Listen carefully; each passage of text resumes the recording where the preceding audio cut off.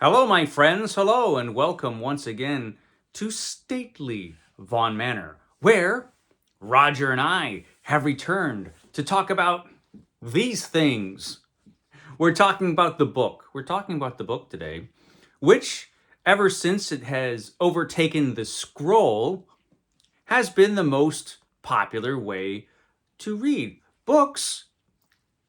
I mean, these are an enormously successful invention. And books, the physical book like this one, in all its many forms, has proven to be very durable and resistant to technological change. This could be because this is already a near perfect thing. You can make an argument for that books are already nearly perfect the way that they are. For reading, it's incredibly pleasant to read one of these, but essentially they are just a bunch of sheets of paper glued or stapled or sewn together, usually with some sort of cover, although I guess that's not necessary.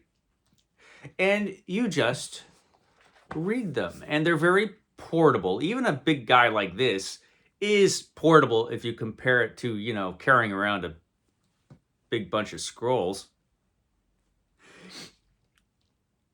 It's it's a wonderful thing. The books are a wonderful thing. And they've remained essentially the same since they arrived on the scene. You've gotten a lot of smaller books, paperback books were invented. Now you have books of all sizes and shapes. But essentially, the book has remained the same for a long, long time. And nothing has really shown up on the scene to replace the book, although for a while it seemed like that might happen. When e-readers showed up on the scene, this is a little Kindle, a little Kindle. When e-readers showed up on the scene, there was a bit of worry. I remember when the first Kindle showed up, the first one, the really clunky, weird one. Nobody was too worried, I don't think, when the first clunky, weird Kindle showed up. There had been e-readers before the Kindle, but they were kind of experimental. They usually were not the best reading experience, to say the least. But once the Kindle showed up in its second generation, that's, I think, when there was some worry that started to show up, because the second generation Kindle was actually a really good reading device, although it wasn't what the Kindle is today. And I think part of that worry stemmed from what happened in other areas of entertainment. For example, the best example probably is music, although music and books, it's not a perfect example, but people saw what happened to music. At one time, record stores were all over the place. Wherever you went, there was a Tower Records or a bunch of other record stores that you go into, and, you can go in there and buy your records. And then records, the vinyl records gave way to the CD, so technological change was at work in music.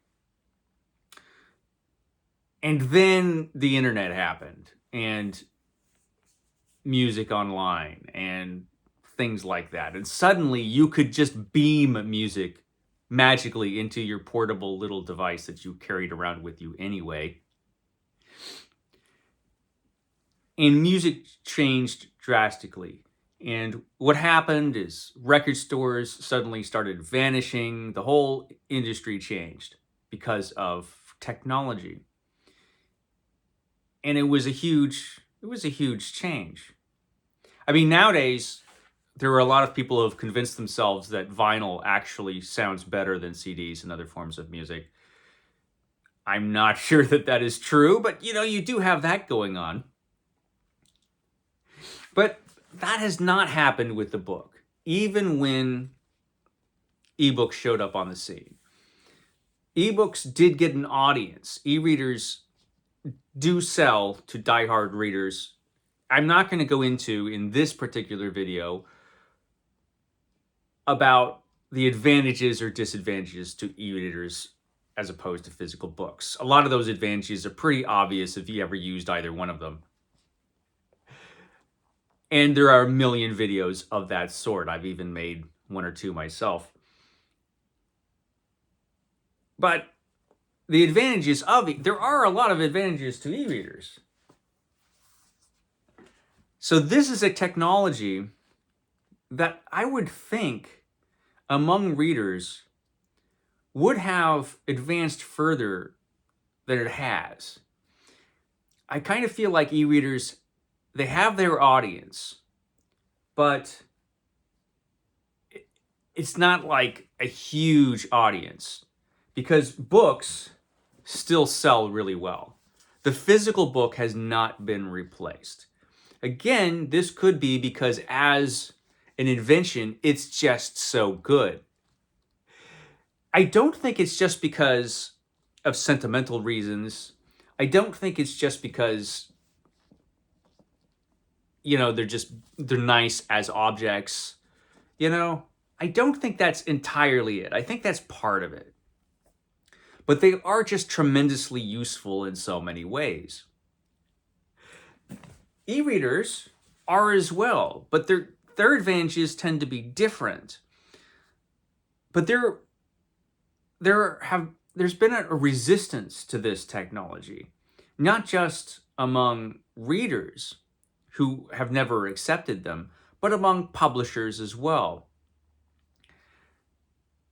I think these have gotten to the point, like this is the simplest little Kindle you can get. And it's the one that I normally read when I use a Kindle. It's just this simple, basic, this is the basic model Kindle.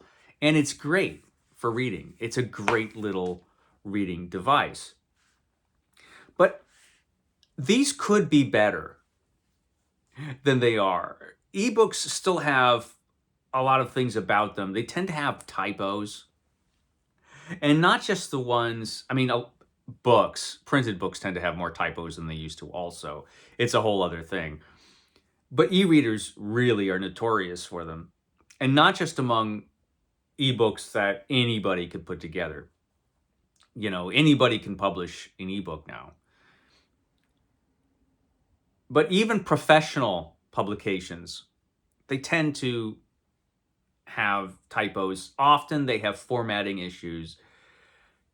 I just feel like the technology for ebooks reached a certain point, and then publishers were not willing to go any further with them. Because you can do all kinds of things with these that are just not done, Ebooks tend to be fairly simple. And whereas you could have an ebook where if you touch a character's name, you can go to a character's biography. If you touch a place name, you can go to a map. There are all kinds of things you could do with these things that just are not done. So a lot of the possibilities of e-readers have just sort of lain dormant and unexplored. I think there is just a resistance to these. There's a resistance to that change. Whereas these books have remained ever popular. And I think going forward into the future, I think that fear that these would suddenly be replaced and that there would be a publishing revolution and change on a vast scale, as happened with music, I think that has proven to be unfounded, and I just don't see it happening in the future. Perhaps it will. Perhaps there will be a new generation of readers that come along, and suddenly books will fade away. And these, or something like these, will prove to be more popular. Despite the fact that people spend so much time in front of screens of one form or another. And the other things that might make us resist these, that could go away, in the future.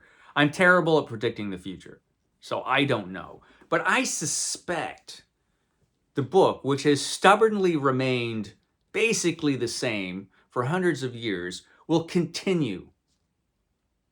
Perhaps not unchallenged, but I think it will continue to be the chief format, the chief way that we read, the physical book. I can't see it at this point ever really going away. But what do you think? I think at this point, I feel confident in that, but not entirely so. Not entirely so. Things could happen, and devices like this, over time, perhaps someday they will overtake the printed book, as Star Trek had predicted. Who knows? We will see. Anyway, just some morning musings, right? Roger, you don't have much to say on this subject. Roger's still very disgruntled about the whole scroll thing going away. He was a big fan. I know you were a big fan of scrolls, but they're hard to carry around a big bunch of... We've had this conversation a million times. Okay, guys, you have a great day.